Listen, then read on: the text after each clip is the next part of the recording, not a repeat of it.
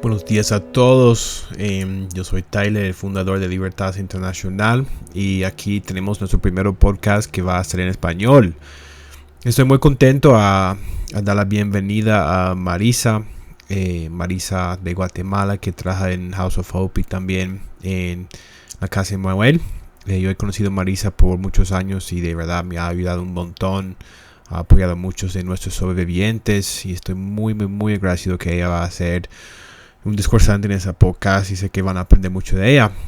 Y estoy muy contento que gracias a los donantes y las personas que nos apoyan, que podemos ofrecer podcasts en español a fin de que todas las personas que nos quieren de América Latina también puedan aprender de los expertos que tenemos y poder disfrutar podcast en Libertad Internacional. Disculpa. Entonces aquí empezamos la entrevista y la doy la bienvenida a Marisa Mejía de Guatemala. Ya estamos grabando. Marisa, ¿cómo estás? Bien, ¿y tú? Muy bien, muchas gracias por estar en el podcast Libertad Internacional. Estoy muy contento que tú vas a ser la primera que salga en español. Y ya como estaba hablando en el intro del show, tú eres una persona que admiro mucho, que me has apoyado un montón, que siempre guardas mi espalda y que has hecho muchas cosas muy lindas por la niñez de Guatemala. Entonces, para mí es un gran honor de estar compartiendo mi mañana contigo, hablando del trabajo que tú haces. Oh, gracias, Tyler. Yo también, pues te quiero mucho, te admiro mucho. Desde que te conocí, supe que tu corazón estaba enfocado en donde tiene que estar. Ahí está. Y esas son las personas con las que a mí me gusta trabajar y apoyar.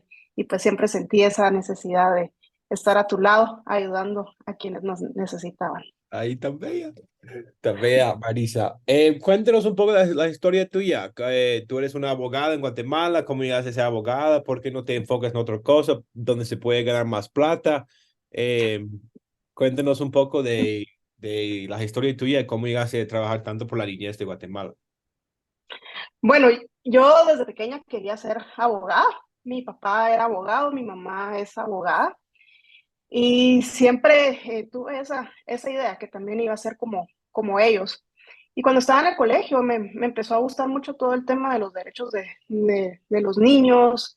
Inclusive mi trabajo para salir del colegio fue relacionado a los derechos de los niños en los colegios. Entonces me gustó mucho, entré a la universidad, apenas iba a cumplir los 18 años cuando entré a la escuela de Derecho y en el lejano 2004.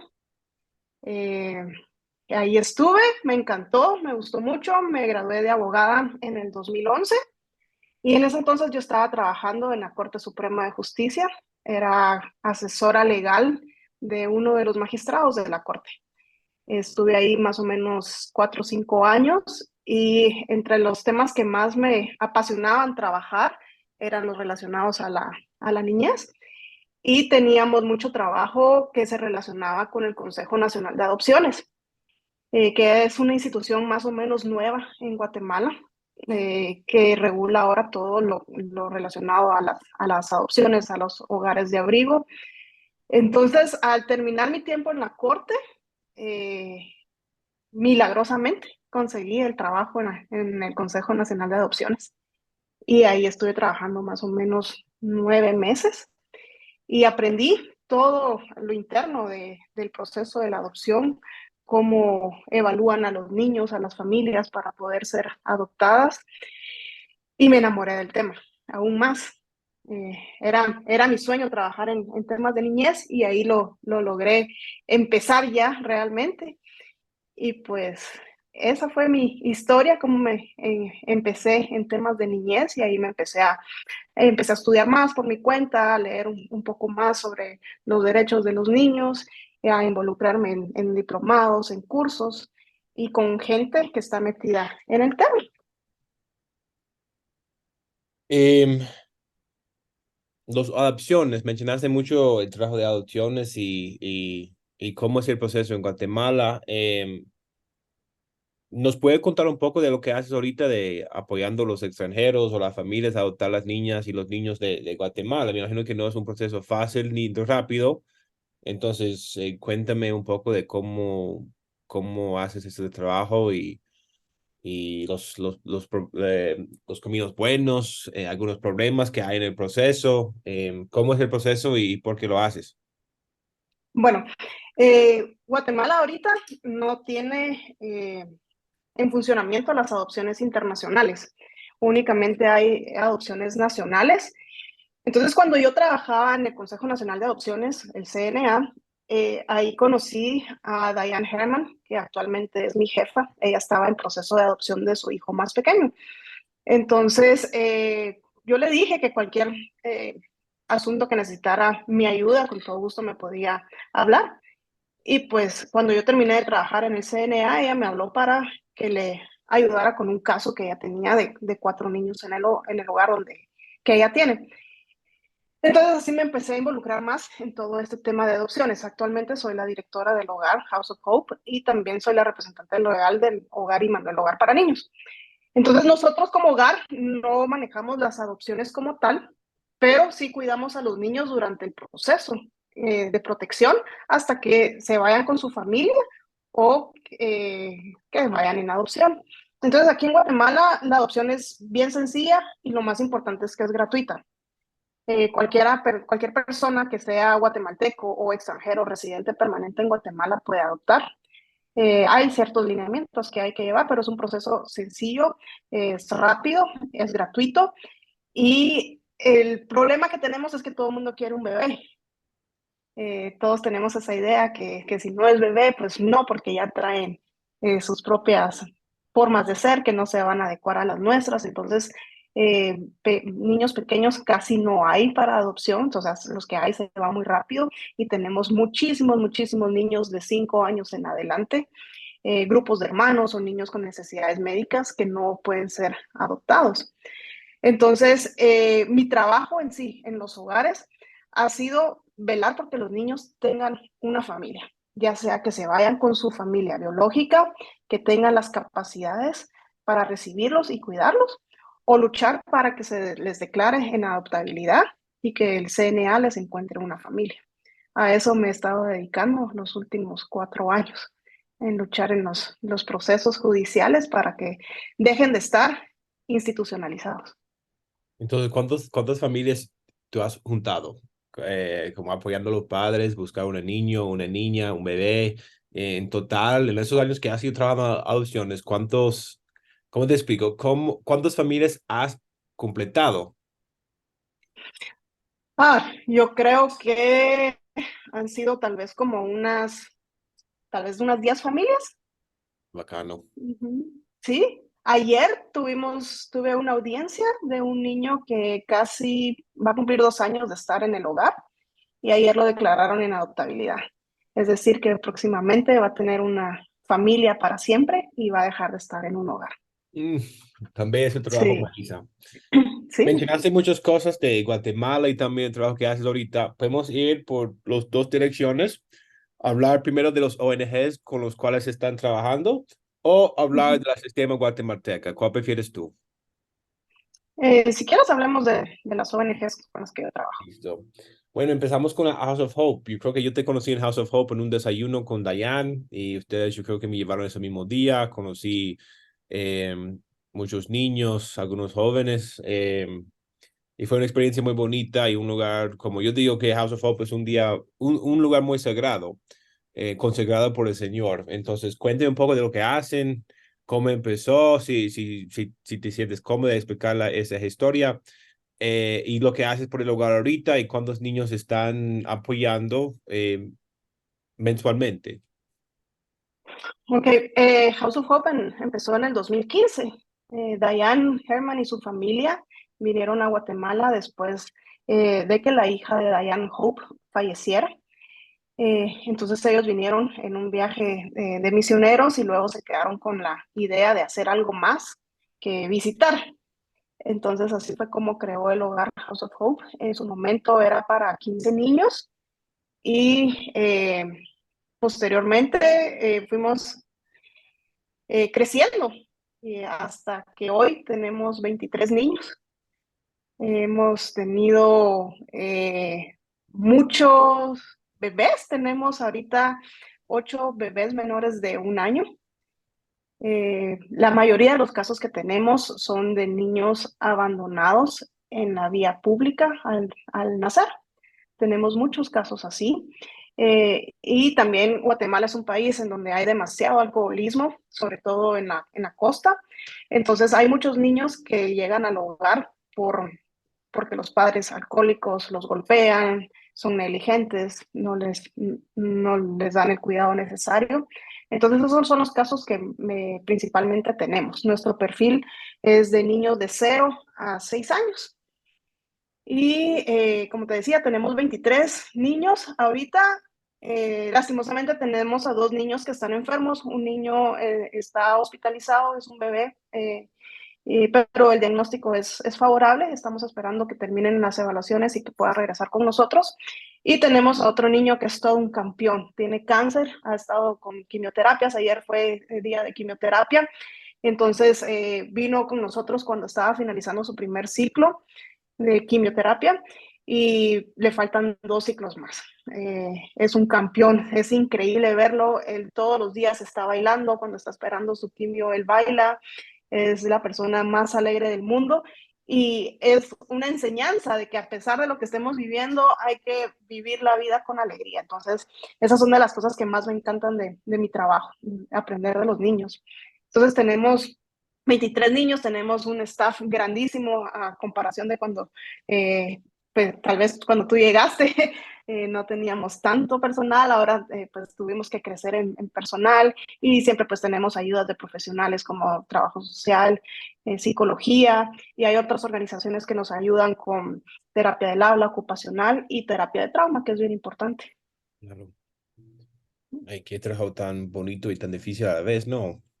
Yo he llegado a House of Hope y tal vez no es bueno decir, pero ustedes no trabajan con feos, ustedes trabajan con solo lindos y lindas y todo, es una belleza completa y cuando tú llegas ahí puedes ver un montón de niños de 6 años corriendo, comiendo, mirando tele, los niños llorando, los bebecitos allá acostados en su cama, es un lugar muy bonito.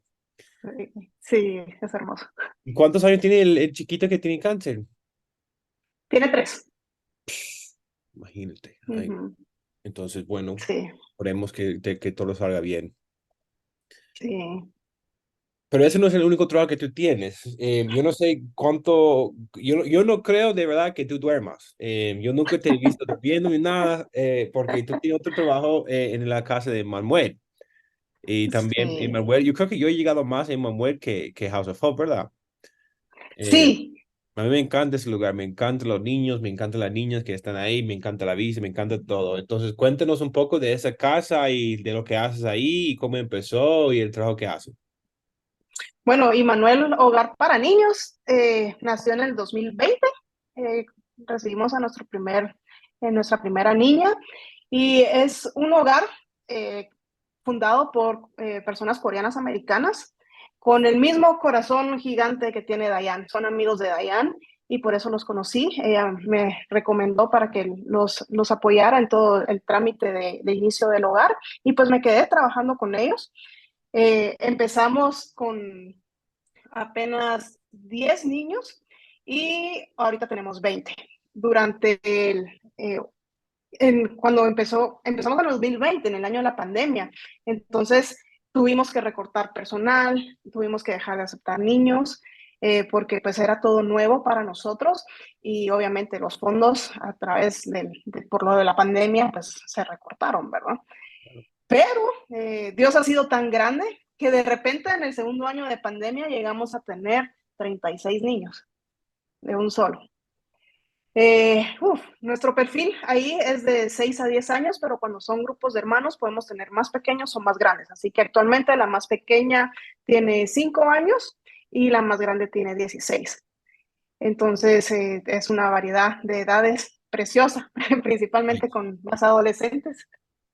Sí, pero este perfil de hogar es un poquito más difícil en comparación con House of Hope, porque los traumas son más grandes, los niños pues son más grandes y han sufrido más. Entonces tenemos muchos niños que vienen por violencia sexual, muchos niños por maltrato, Entonces, sí se requiere muchísimo más amor, más paciencia, más terapia y no podemos crecer tanto porque no, porque queremos enfocarnos bien en dar lo mejor a los que tenemos. Claro. Aquí también tengo a un chico con cáncer, cáncer de tiroides.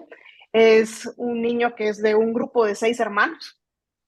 Entonces, bueno, tú conoces muy bien el caso. Tú me ayudaste a rescatarlos. Sí, Eh, son tan buenos. Y para la gente sí, que quieren saber más de ese podcast, salió en un podcast que salió hace poco, se llama Project Maverick, y sí, Marisa fue clave en poder rescatar esos grupos de hermanos. Ay, son hermosos, ay, los amo mucho. sí, son preciosos. Entonces, Ay, pues sí. uno de ellos es el que tiene cáncer. Entonces, por él ya no podemos seguir recibiendo más niños porque también tenemos que llevarlo a su control médico y demás. Entonces, nos enfocamos más en darle una mejor atención a él. Em, de tantos casos que has trabajado, ¿hay un caso que te había afectado más o un caso que es demasiado feo o un caso que siempre tienes presente? La gente me hace esa pregunta mucho de un caso que me había afectado más que los demás y mi respuesta siempre ha sido, depende de la semana de verdad, porque llegan muchos casos y muchos traumas cada semana, entonces no sé si me pongo a pensar bien, yo puedo pensar en algunos que me había afectado más que los demás, pero es que nos llegan tantos que es como es un caso que me afecta cada semana. Entonces, no tengo personalmente uno en el momento, tal vez si me pongo a pensar, tal vez. Pero en el momento no tengo uno que me ha afectado más que los demás. No sé si tú has tenido uno que te había afectado más en una forma buena o Más. mala. Eh, dime usted. Sí, todos los casos duelen, todos duelen. Y como dices tú, un día duele más y otro día duele menos. Pero sí tengo uno que me ha dolido mucho porque he entendido hasta dónde puede llegar la maldad del ser humano. Una niña de House of Hope apenas acaba de cumplir los 4 años y fue torturada, así como hoy es, por su tía, golpeada en todas las partes de su cuerpo. No había espacio de su cuerpo donde no existiera alguna herida. La espalda la tiene marcada y la va a tener marcada de por vida, pero no hay forma de describir lo que mis ojos vieron con esas cicatrices, la forma como ella tenía su espalda, tenía las rodillas, los ojos. Y cuando esto pasó apenas acababa de cumplir los 3 años, o sea, era una bebé. Bebecito. La dejaban subida en un árbol toda la noche, la sentaban en hormigueros, o sea, fue una tortura lo que vivió por mucho tiempo, entonces creo que eso ha sido el caso que más me ha dolido.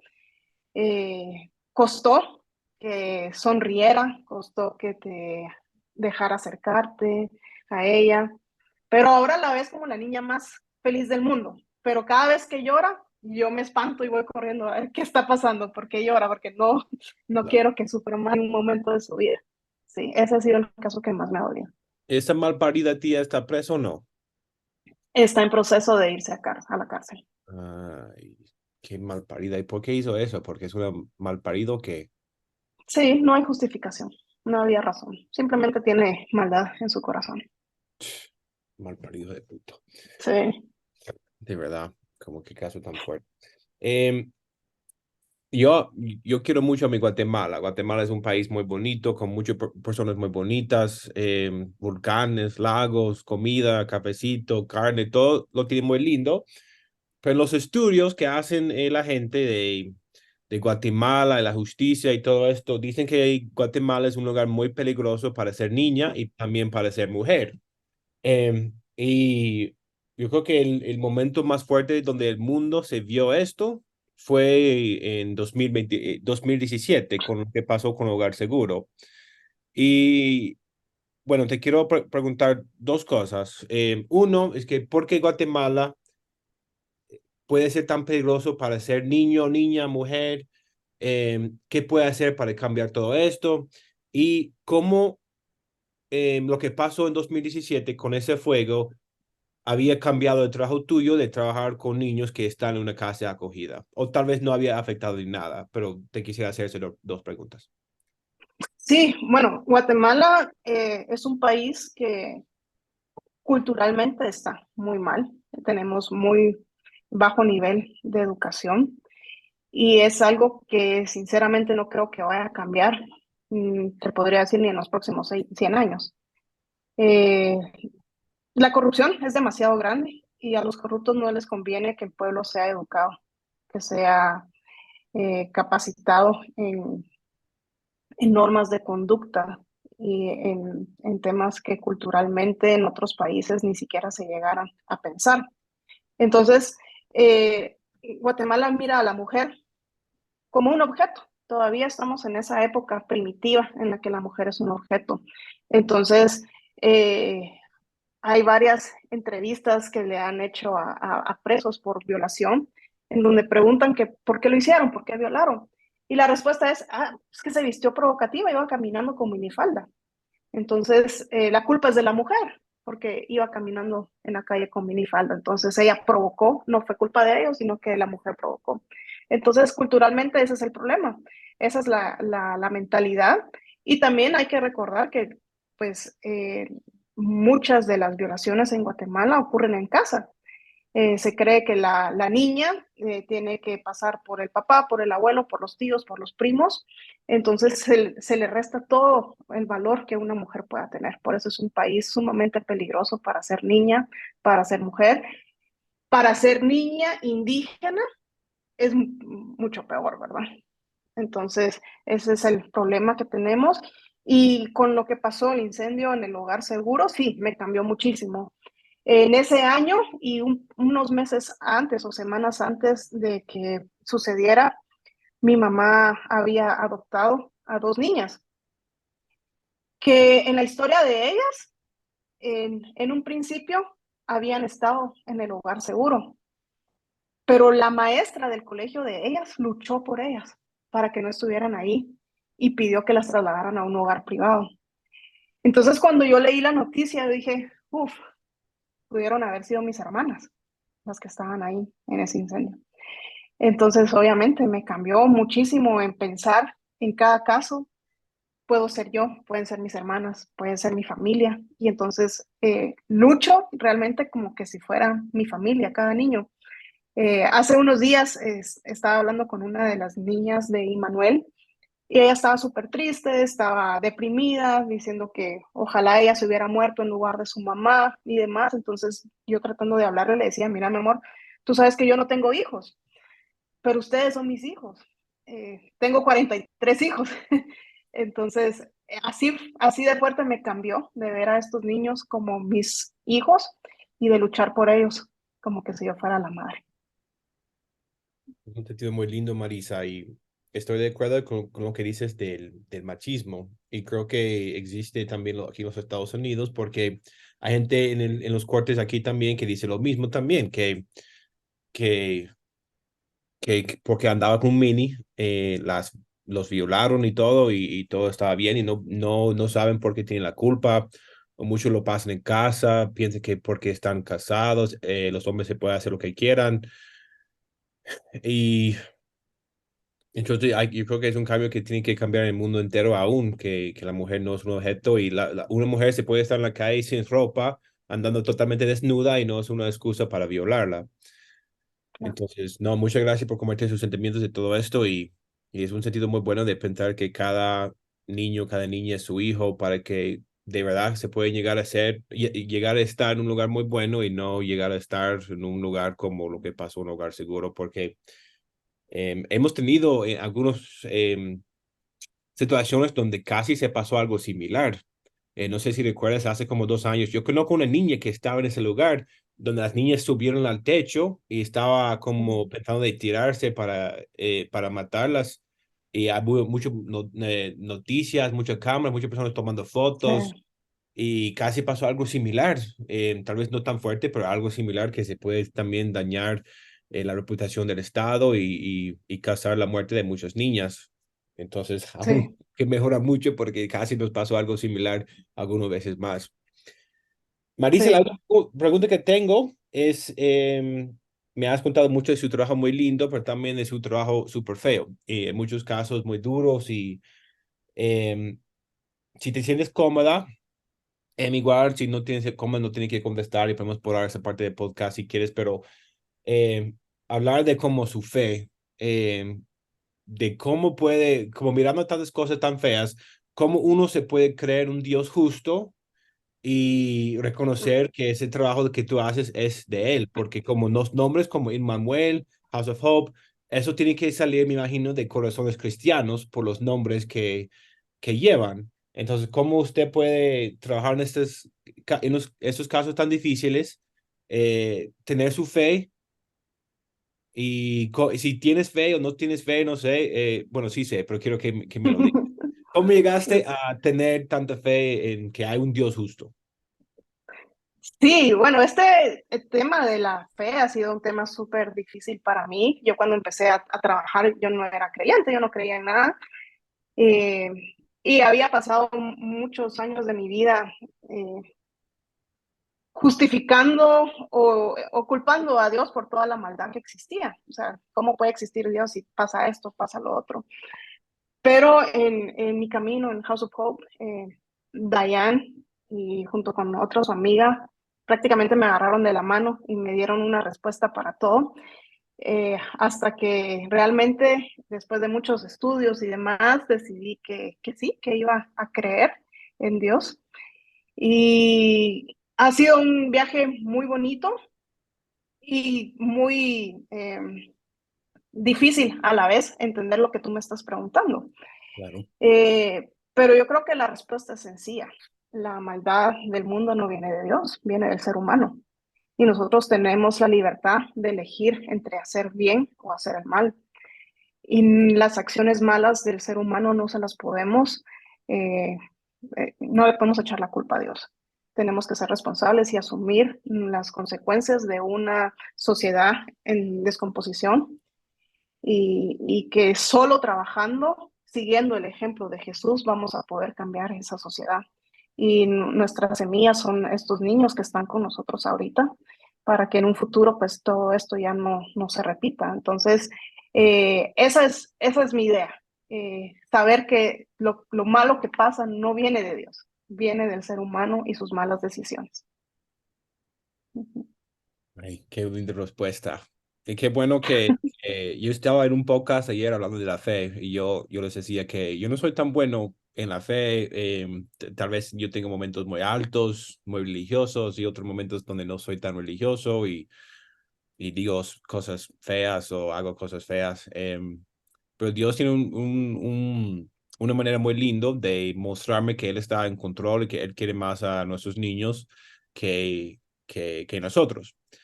Y yo estaba contando, no voy a contar todos los detalles en esa podcast porque no tengo la permiso de la mamá para contarlo, pero uno de esos momentos donde Dios me enseñó que Él estaba en control y que Él quiere los niños más que yo los quiero fue en este Dominos en 2020, en diciembre o noviembre por ahí, cuando tú me llamaste diciendo que, ay, no te imagines lo que pasó con a una familia que está a punto de adopción, dos niños. ¿Tú recuerdas?